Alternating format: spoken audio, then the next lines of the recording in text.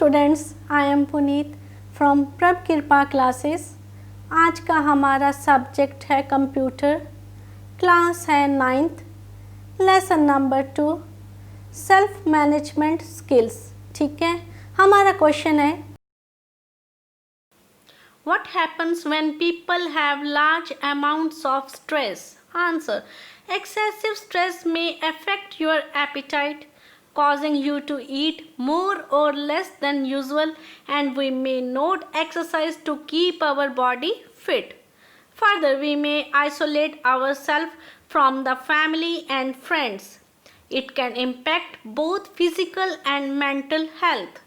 Large amount of stress can make us tired, sick, and unable to concentrate clearly.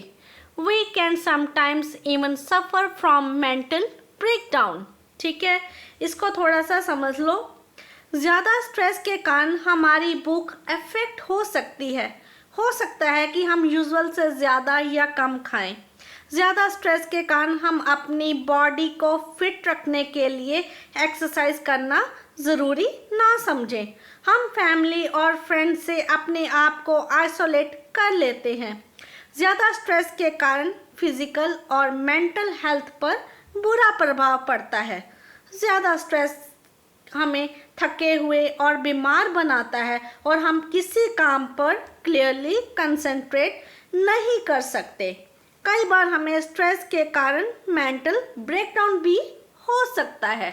ठीक है, अभी आप इस क्वेश्चन को नोट कर लीजिए। If you like our video, please share and subscribe our channel. Thank you.